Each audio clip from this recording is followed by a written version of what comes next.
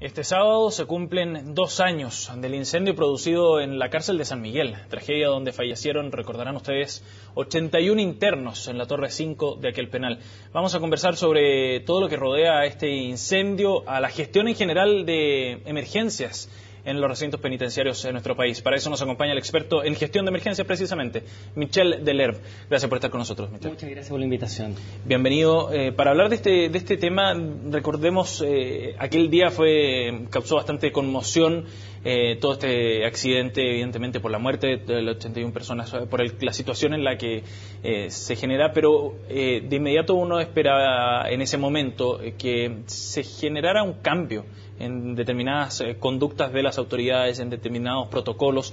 ¿Usted diría que se ha mejorado en algo a partir de esto, durante estos 2 años en materia de gestión de emergencia a nivel penitenciario? Bueno, lo primero que te quería hacer un poco una salvedad, debido a que yo tuve que elaborar un informe a raíz de esta emergencia. Hay ciertos elementos que no puedo comentar, puesto que eventualmente podría ser llamado a declarar al juicio oral. Pero en lo que respecta a la gestión de emergencia en su globalidad, uno puede señalar que no solamente es importante analizar los cambios que han venido. Por ejemplo, al día de hoy, hasta donde yo tengo entendido que es información pública, por ejemplo, elementos como cilindros de gas ya no están al interior de los recintos. Sin embargo, creo que es importante señalar también de que durante prácticamente 10 años hubo incendios que son bastante habituales en los recintos penitenciarios, que llamaron la atención de las autoridades y que se generaron, y es público también, se generaron normativas, se generaron procedimientos. Por lo tanto, no solamente es importante ver qué es lo que se ha hecho posteriormente, sino que también para el caso de la cárcel de San Miguel, saber si se habían hecho cosas antes, y desde el punto de vista de los procedimientos y la normativa institucional que había, la verdad es que habían habido avances importantes durante los últimos 10 años. Es importante ir despejando esa duda, porque a primera vista, por los reclamos de los familiares, de otros reos que estaban en la cárcel que podían enviar mensajes también respecto a la situación del penal en San Miguel, daba la sensación de que ahí había malas condiciones. Lo que pasa es que las condiciones pueden ser malas. Probablemente lo que uno debe analizar es si esas condiciones hicieron evitable la muerte de los 81 internos de la cárcel de San Miguel. ¿Y fue así?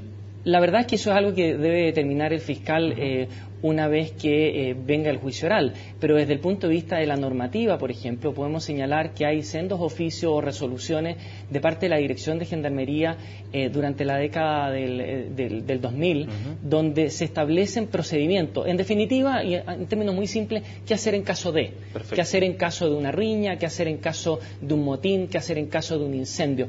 No nos olvidemos que recintos penitenciarios, no solamente a partir de las malas condiciones que pudieran haber, por ejemplo, con el tema del hacinamiento, sino que es una condición y es un riesgo permanente en los recintos penitenciarios, cualquiera sea su condición, el intento de fuga, la riña y los incendios.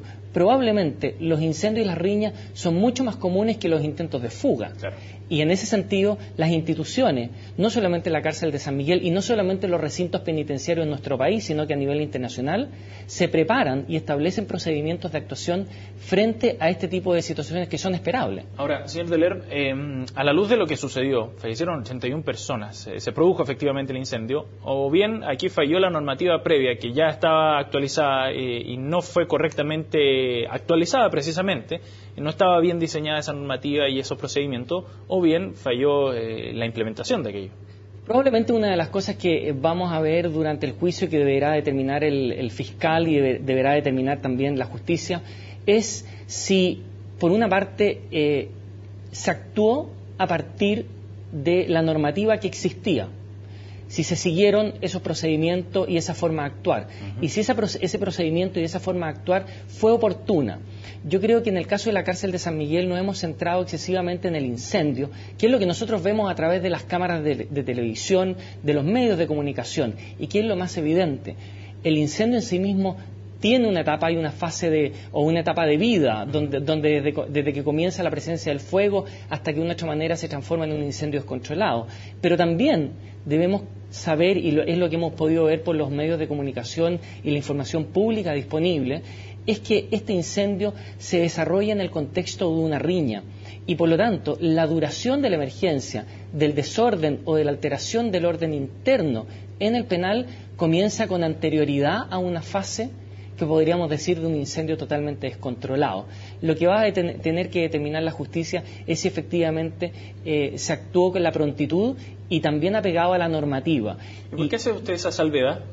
Porque precisamente a mí me llama mucho la atención de que se ha hablado mucho del incendio y no se ha comentado de que este incendio se desarrolla en el contexto de una riña. No es lo mismo que un incendio se desarrolle en el contexto de un acto incendiario, por ejemplo, o de un accidente eléctrico, como nos puede pasar en una casa, claro, o en un edificio frente a una fuga de gas donde hay una explosión, a que se desarrolle al interior de un penal. No nos olvidemos, un recinto penitenciario es un recinto que por esencia es un recinto vigilado. Al igual como lo es, por ejemplo, un hospital. Un hospital, claro, es un recinto por esencia vigilado, monitoreado.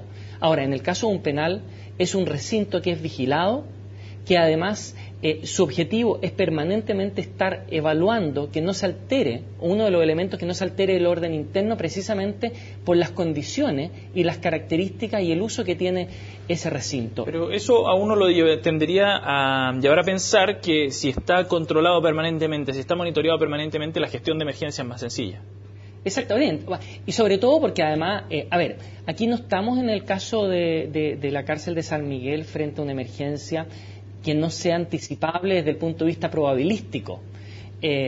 Aquí no estamos frente a una emergencia donde, no sé, se puso un artefacto explosivo, cayó algo del cielo que generó un daño. Estamos hablando frente a hechos que son debidamente anticipables en recintos carcelarios, no solamente en San Miguel. ¿Qué nos puede pasar en una cárcel? Intento de fuga, por razones obvias. Sí, claro. Segundo, riñas. Riñas que son muy frecuentes. Muy frecuentes por el tema solamente del tema del encierro y por el tipo de personas, por la condición en la cual están esas personas al interior. Sí. Y el fuego es también uno de los elementos permanentes. De hecho, nosotros podemos ver que en San Miguel el año 2000 hubo un incendio que causó la muerte de 7 personas. En Iquique el 2001 de 26. El 2003 en Concepción fueron 9.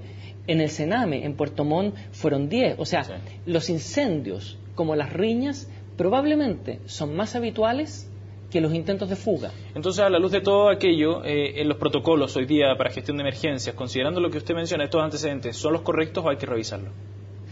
Yo creo que en general... Saliendo del caso de la cárcel de San Miguel. Sí, de la cárcel de San Miguel. Yo creo que durante la década del 2000 hubo avances interesantes, muy importantes, a raíz de precisamente los incendios que habían ocurrido, donde la institución establece normativa, procedimiento, en términos simples, el qué hacer en caso de. Y eso siempre es perfectible. Lo que va a tener que determinar la justicia en este momento es, uno, si siguiendo esos elementos, que siendo perfectibles, estaban disponibles ese día, eran suficientes para haber evitado la muerte de las 81 personas en la cárcel de San Miguel, y segundo, si la intervención también fue en el momento adecuado. ¿Y a su juicio? ¿Cuál sería el diagnóstico? Yo creo que es complejo decirlo en este momento por las razones que te señalaba, y prefiero en ese sentido guardar reserva de mi opinión, pero lo que sí, a raíz de lo que hemos estado comentando, podemos determinar es que la emergencia de la cárcel de San Miguel no se establece solamente desde el inicio de la presencia de fuego hasta el incendio totalmente descontrolado, que eso ya en sí es un tiempo, hay un tiempo, no es instantáneo. Aquí no estamos hablando de una explosión de gas, ¿ya?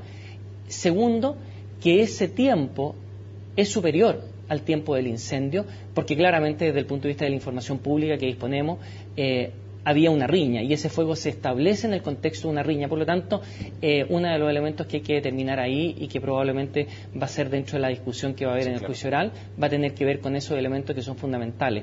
Pero aquí las emergencias no son instantáneas, tienen un ciclo de vida, y ese ciclo de vida establece tiempos, y esos tiempos deben llevarnos a reflexionar de si efectivamente actuamos o no actuamos. Y por esa misma razón, no basta solamente con los elementos institucionales disponibles, sino que también responde a que quienes nos desarrollamos, nos desempeñamos en el ámbito de las emergencias, tenemos responsabilidades personales. Incluyendo los gendarmes, probablemente. Incluyendo los gendarmes, incluyendo un paramédico, incluyendo un médico, incluyendo el personal de la ONEMI, etcétera, que debemos asumir nuestras responsabilidades, especialmente cuando tenemos una guía de actuación que nos señala el qué hacer en caso de.